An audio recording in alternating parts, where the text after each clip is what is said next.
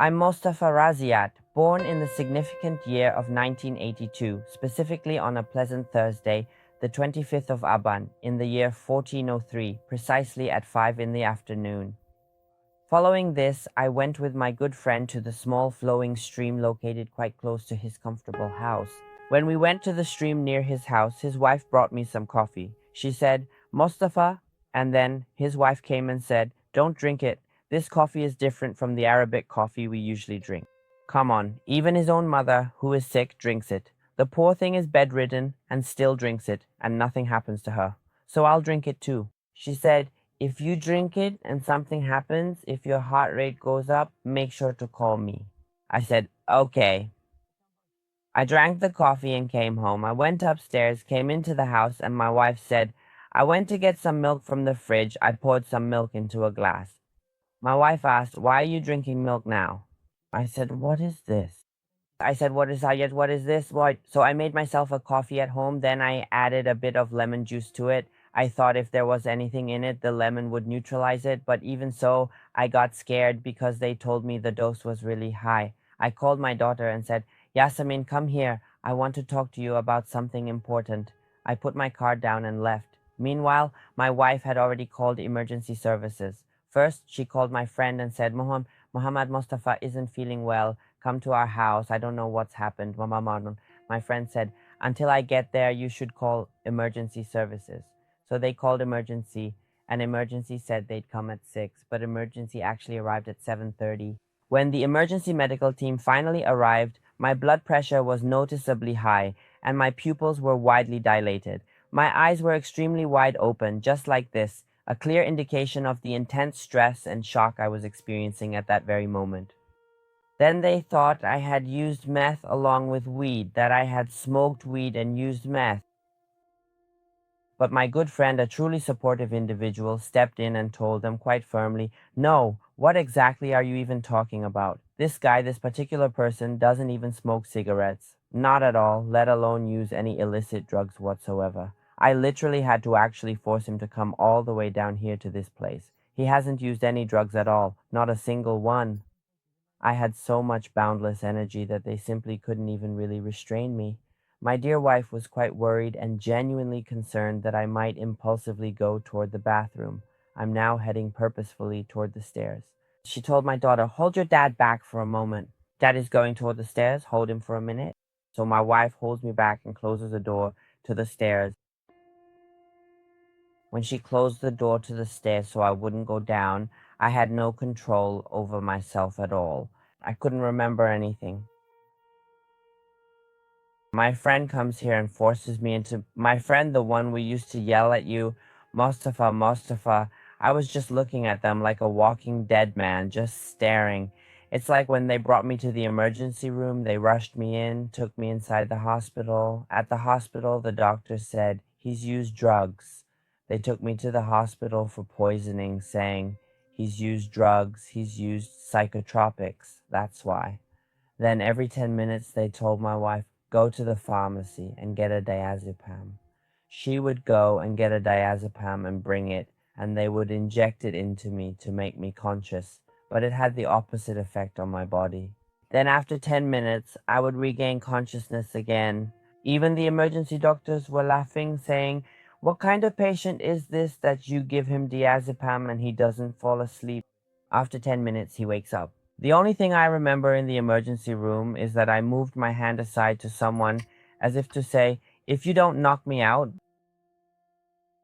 and they injected the powerful shot directly into my neck, and I immediately lost all consciousness. When I was in the intensive care unit, the ICU, I distinctly saw myself slowly coming out from my foot, then moving up and out through my chest from my right side, I truly believe. I emerged in a peculiar sideways position, quite unexpectedly. I clearly saw my own body was lying there, completely still, and only my most private parts were modestly covered. Then I didn't perceive any walls or doors surrounding me at all. It was truly as if it was just me and my very own self existing in that space. Then, quite suddenly, I felt a sharp pain near my shoulder blade. I looked at it closely and saw that two large white wings had mysteriously grown out from near my shoulder blade. These wings were strikingly white, and near my knees they had intricate, delicate turquoise blue veins inside them, and many small dark black bats were clinging tightly to my body, and I got really, really scared. These bats kept bumping into each other, and I would withdraw into myself, curling up inside. I went up, and the bats kept colliding with each other. When you embark upon a journey up a majestic mountain, as the vast expanse of the sky is gradually getting dusky, slowly transitioning into twilight, when the sky truly turns dusky, becoming dim and shadowy, when I was up there were two angels up there. They were asking, "Who is Walid? If you don't know Walid's name, you were an enemy of Imam Ali, and you'll wander in that mountain from which fire comes out."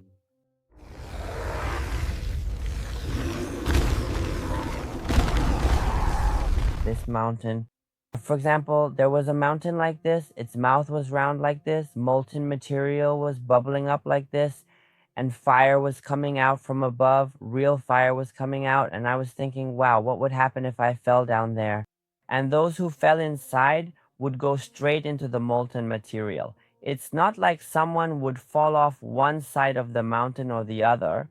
No, everyone would fall directly into the molten fire. Now, for example, some people would come back and ask, exactly what about so and so, who, for instance, was a worshiper but didn't know Ali? What happens to him? They'd say, look, the one who doesn't know, nothing happens to him. But the one who knows who Ali is and then becomes his enemy, that person falls into that fire. And very few, maybe out of every 10 people who were with us, maybe only 2 or 3 of us made it up. He told us to stay, he told us to go up. When I ascended, an ethereal angel gently told me to go even higher. I was indeed going, making my way, but then, well, the sacred verses and ancient scriptures no longer truly applied to me. They simply did not resonate with my journey anymore. He was wearing a pristine white robe, had magnificent expansive wings, and was firmly holding a formidable spear. He then explicitly told me to proceed directly to the upper floor, and after that, the bothersome bats no longer troubled me at all. I was profoundly relieved that I was no longer being relentlessly attacked by those persistent bats. I felt completely at ease, truly reassured and calm. I subsequently went up, and I found myself in a vast sky that was utterly pitch black. This expansive sky was indeed profoundly black, a deep inky darkness. There was a halo, like a very bright, vibrant turquoise blue color. It was a color I haven't even seen in paintings, not even there. This color was so beautiful. It had an incredible beauty and brilliance, absolutely stunning and beautiful. There in that moment, I distinctly saw someone, and I profoundly felt as though he was truly my personal guide, a benevolent and steadfast guide standing right next to me. I could only perceive him from the knees downward. I was unable to discern the rest of his form above that point. He was wearing garments that were remarkably different from what I typically remember, specifically clothes from the knees down that appeared distinctly Arabic in style, and they were indeed very beautiful and intricately designed. Since my vision was limited to only seeing from his knees, it was my clear impression that his entire attire, from that perspective, looked unequivocally and authentically Arabic. And he was wearing traditional Arabic sandals which were golden in color. The shoes themselves were a pristine white, and the beautiful golden part would shimmer and catch the light quite noticeably. It was truly like seeing the keen, piercing eye of an eagle, or observing how a highly prized Devon Carter card brilliantly shines. It truly displayed a very special and captivating brilliance. That distinct golden part specifically located around the guide's feet was precisely like that. It possessed a truly unique and remarkable radiance, shimmering with an extraordinary glow. There, I clearly saw my employer. Can I actually say my name? Mr. Ahmad Pishgard, a respected individual, took a significant sum of 12,000 Iraqi dinars from his good friend, Mr. Mohsen Ahagi.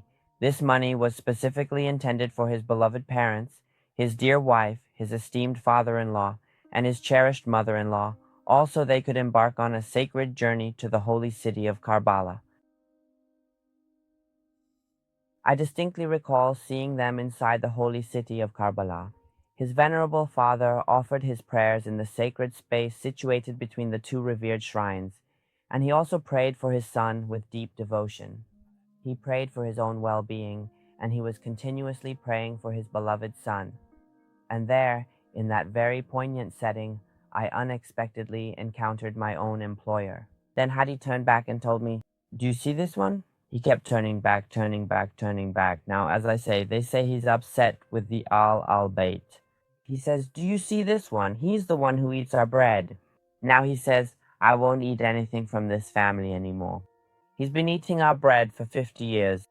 If now you've become a worker, he has a workshop, he has property, he has wealth. He's getting better day by day. This is a kindness we've done for him. This is because he's a good person. Here we're showing you our goodness. It's because he possesses a profound and deep respect for his beloved parents. He is always willing to bravely venture into the very mouth of a raging fire to diligently bring back absolutely whatever his esteemed father truly desires and requests. That's precisely why he is truly one of the genuinely good people all around you. And the very person we are currently showing you is exactly him. This is indeed the same Hadi, the one who was sitting right next to me. He thoughtfully said, "His heart is always with us, so please don't pay too much attention to his mere words." Sometimes, especially when he's diligently working, he quietly sits and says, "Uncle, dear father, you truly know he is a remarkably good and kind person." Occasionally, he murmurs this profound thought to himself. He then added, "He has eaten our salt, and that means a great deal to him. He can't turn his heart away from us. He is deeply attached to us. I distinctly recall seeing a flyer, which was not part of a larger series or any ongoing collection. On this particular flyer, I vividly saw a depiction of the monumental and historically significant Battle of Imam Hussein. Furthermore, I also saw a detailed representation of the vast, arid, and profoundly meaningful desert of Karbala, a place of immense historical and spiritual importance.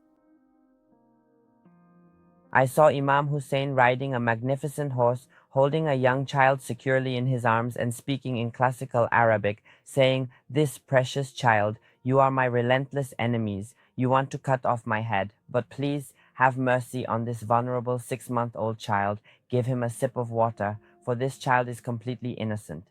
And those who were facing Imam Hussein, they were all like terrifying demons. They all had sharp horns, long tails, cloven hooves, and they were shouting loudly, screaming with fury. No one was listening to Imam Hussein. Instead, they were telling each other to cheer louder and make noise so no one could hear his voice, and they were stomping their feet with aggressive force. And the hardest part is for you that you feel helpless, you can't do anything when you see this horrific event unfolding, when Imam Hussein lifts the child up, and then the arrow is shot. The sharp arrow hits the innocent child, and then 1,000 more arrows follow after. When blood comes into the hands of the teachers, they say, "Just don't take the land and be cruel." You're right, it's pouring blood into the sky. The sky is turning red. You have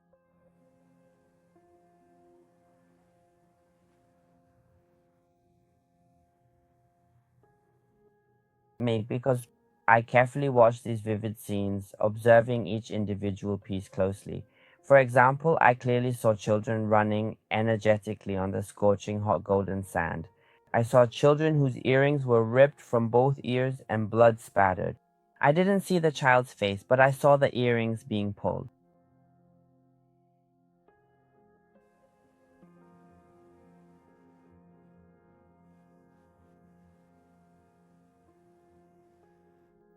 I saw here, for example, that they pulled the earrings from the ears. How the children were running on the hot sand, how defenseless they were. As the son of a martyr says, he says, "Our father's head was cut off.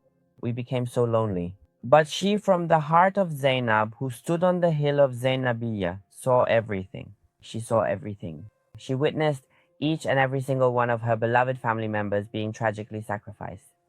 That haunting scene slowly faded away from me. I then entered a brilliant white halo of pure light. This white halo of light, when I went inside it, just like the previous time, swallowed me up. I was completely swallowed. There I saw my mother, I saw my father, I saw my 7 paternal and maternal ancestors as I searched around. You would look at them, you would recognize them, you knew who they were. What exact relation does this particular person have to you?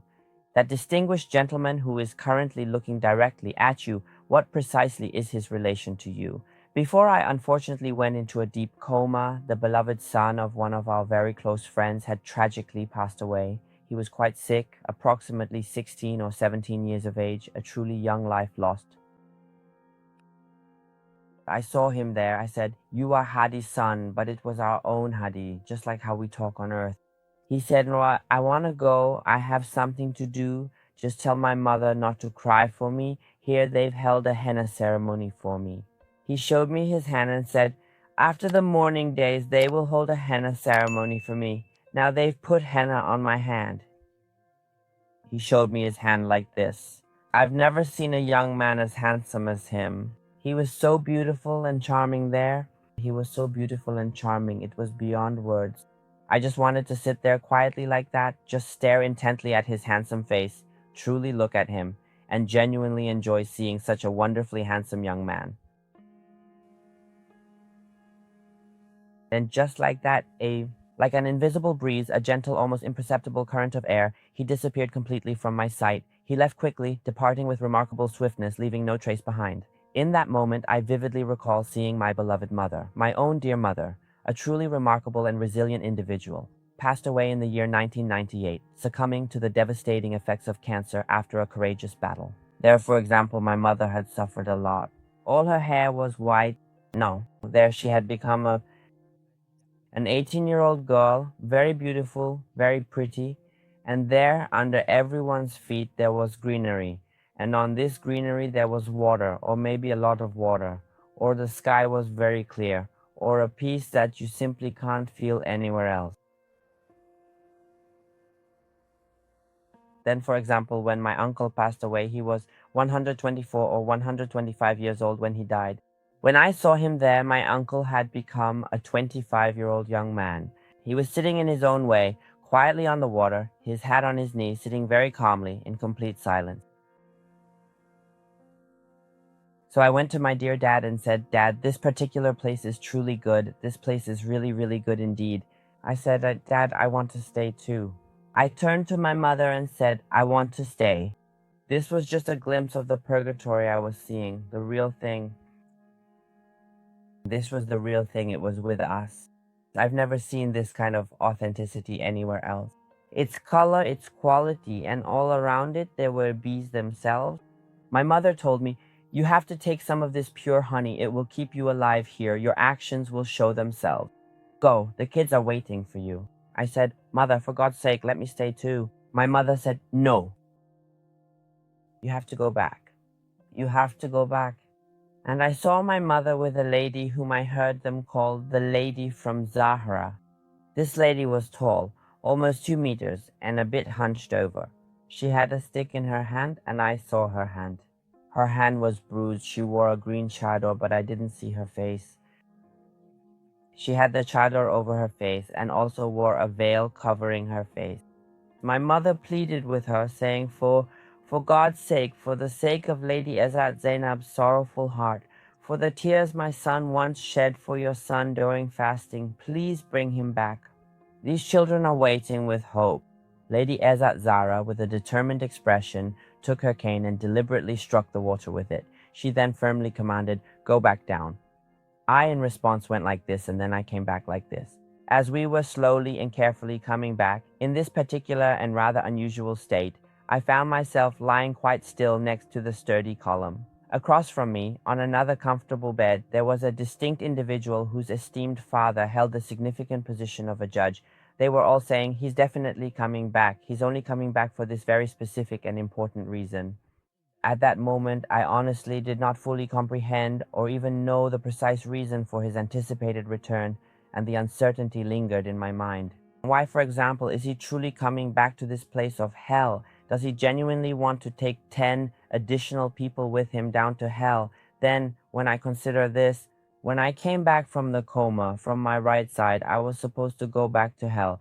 And again, my leg went into my chest like this. I went into my leg. It was a strange kind of pain. Again, I went into my own chest.